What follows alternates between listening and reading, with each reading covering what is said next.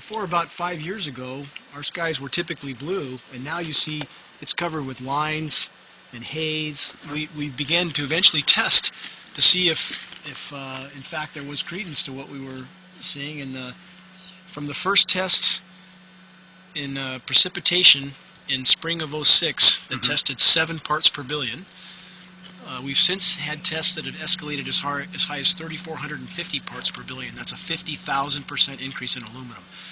I sent this water, see it's right there, it says backyard rain gauge. Aluminum, 1,010 micrograms per liter of aluminum. And here's barium, 8 micrograms per liter of barium. And this is from the labs up in Redding, California. This is a certified government report. And here's what normal is. I asked them what would be normal. 0.5 would be normal. For aluminum? For aluminum. And the maximum allowed in drinking water, they said 50 micrograms per liter. And government action required at 1,000. Well, we're over 1,000. We're so far off the scales for toxicity in aluminum that it appears to be affecting the flora greatly. Our grass is about 1/3 its height that it was only a few years ago. A 35-year forestry biologist has done 50 pH tests. The rain across the board, every single test was 10 times or more alkaline than it should be. Even if you say, well, very poor stream, we might have gotten only 300.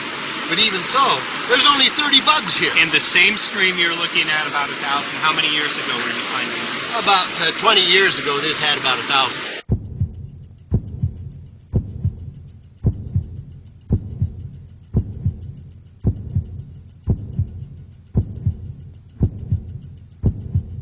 If I could just clarify, so 10 megatons of aluminum dumped into the atmosphere would have no human health impact.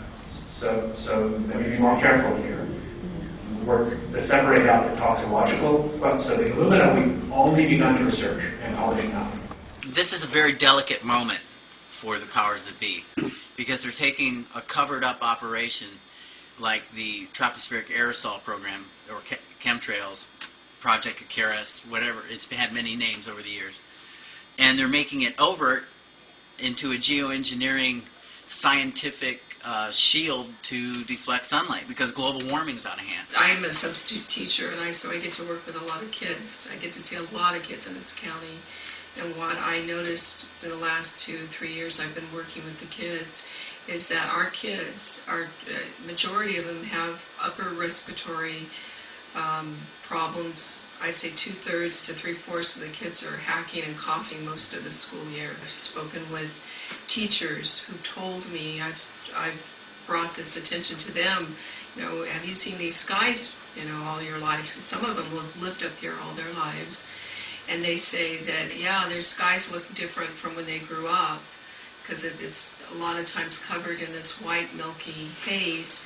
But they also have told me that they notice the kids, that the attention deficit, the attention span of the kids, it's their lives as teachers have become so much more difficult. And again, many times at night as the sun starts to set and there's huge banks of this aircraft disbursement, it literally looks like there's forest fires burning across the mountains, because it's a very dirty color. It's not a white cloud or a natural sunset by any means. It looks like there's some sort of massive industrial activity or forest fires burning over there. And we see that typically every night. When you get 50 fish and maybe only 1 or 2 got a bug inside them, normally the trout stomachs are crammed with food. There was mason jars, and they were brand new, sterilized, and that's what we catch the rain in. And then there was a HEPA filter that we tested the air with. Okay, so you caught rain and then you basically filtered air. What did you find? Aluminum and barium.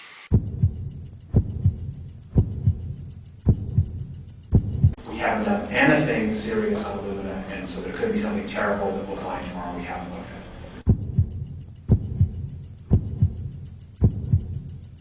You may remember the 8,000 dry lightning strikes that occurred in June of 2008. Yes. You may remember that. Again, my background, I've done lightning suppression work for Bechtel Power, and I've done worked in some of the first solar plants in the continental U.S. Atmospheric conductivity in the lower 48, I have read a couple articles that's been measured at 4 times its historical conductivity.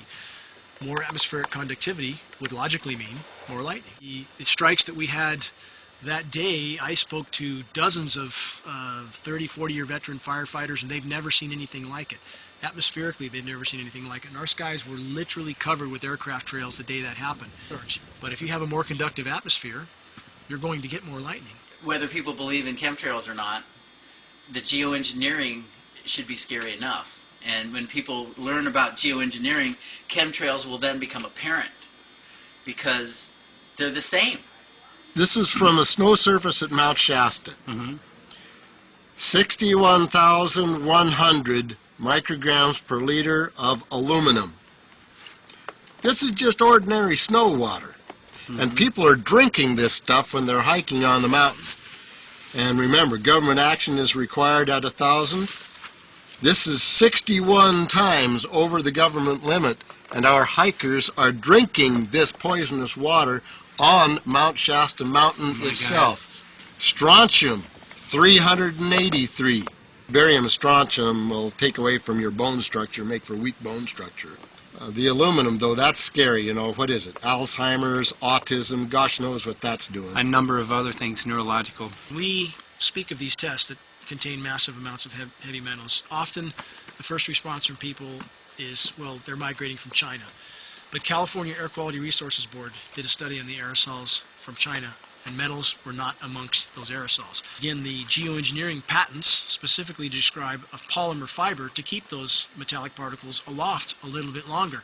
So again, if you have one of the most stringent air quality boards on the planet stating that these aerosols are not migrating from there, they weren't there 5 years ago, they're there in lethal quantities now, where are they coming from? Is that where they're coming from? You know, these aircraft you see laying these trails down, again, all I can say for sure is that the metals we're seeing match the patents exactly, and the patents match what we see above us exactly in scope of creating artificial clouds. So we can only conclude this is the source of these metals.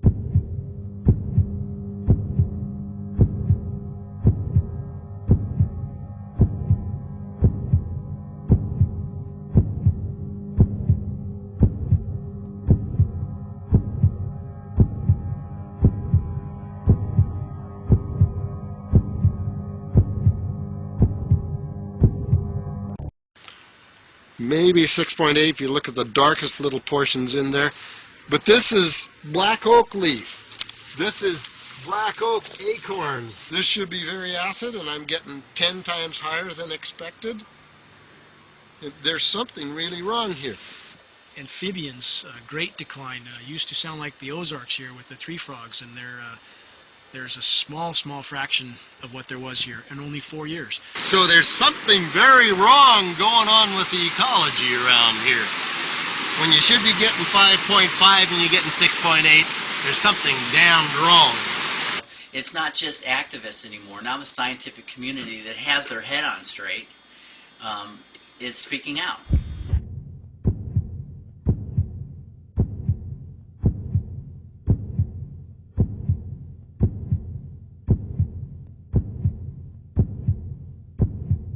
I would be willing to more or less kill 18 Mississippians to save 1,800 New Orleanians.